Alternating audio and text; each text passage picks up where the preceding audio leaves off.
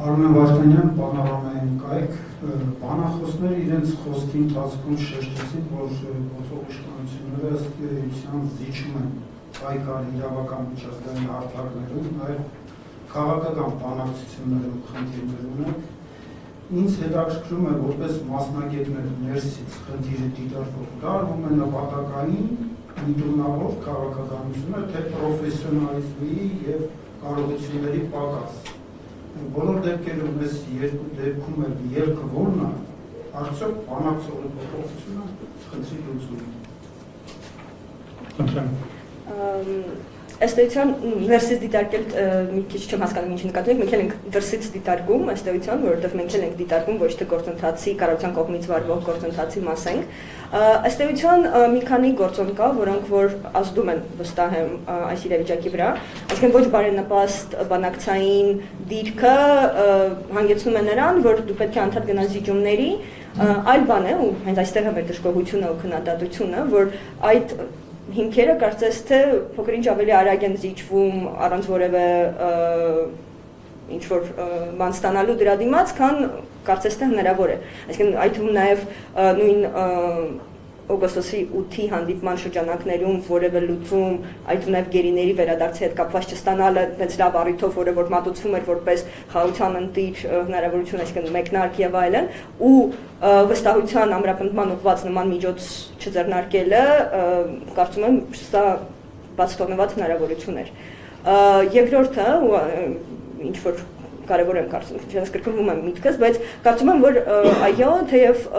հանձն է առել Հայաստանի կառավարությունը այդ նախաստորագրված պայմանագրի շրջանակներում ոչ միայն հետ քաշել վեճերը, միջպետական գանգատները, այլ նաև զերծ մնալ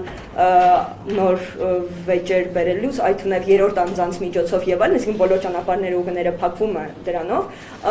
կարծում եմ, որ դեռևս շատ լավ հնարավորություն է այդ խնդիրները բարձրացնելու, այդ թվում նաև նույն Ստրասբուրգի այդ շրջանակներում, ու այստեղ մի բան էլ դիտարկում անեմ, նույն Եվրոպայի խորհրդի բարձրաստիճան պաշտոնատար անձինք եւ քարտուղարը եւ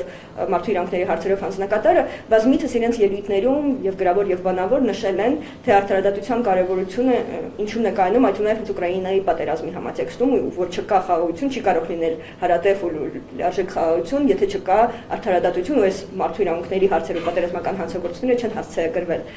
Նման հայտարարություն մենք երբևէ չենք լսել մեր կոնֆլիկտի շրջանակներում։ Ու ես դա վերագրում եմ Հայաստանի կառավարության ոչ պատշաճ ճնշման կամ պահանջատիրությանը ըստ էության։ Շնորհակալություն, գործընկերը հարց ուղղեց Տիկին Սահակյան նրա մասին, որ արդյոք միտումնավոր է արվում,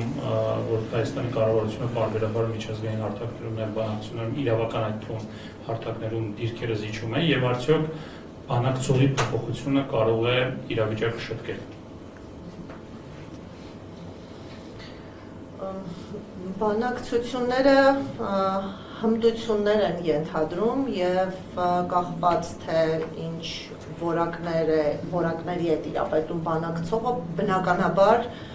որակական փոփոխություններ լինելու են բանակցային գործընթացում, այսինքն անհատի դերը խիստ կարևոր է անգամ միջպետական փոխհարաբերություններում եւ մենք տեսնում ենք, որ մեկ անձի փոփոխությունը ոնց կարող է ամբողջ արտաքին քաղաքական կուրսի փոփոխության հանգեցնել, ուստի ցանկացած անձի փոփոխություն համապատասխան փոփոխություններ է բերում, անձով պայմանավորված գործընթացներում։ Միտումնավորության հետ կապված նախ ես ունեմ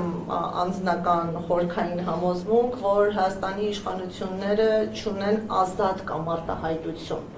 Պատերազմը, հետ պատերազմյան զարգացումները եւ բանակցային թույլ դիրքը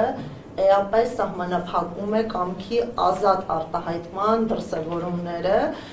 եւ ոչ միայն ընդհանուր պետությունն է սպառնալիքի ներքո, այլ նաեւ հանրային իշխանության կրողները գտնվում են սպառնալիքների ներքո, սահմանափակված է, նույնիսկ եթե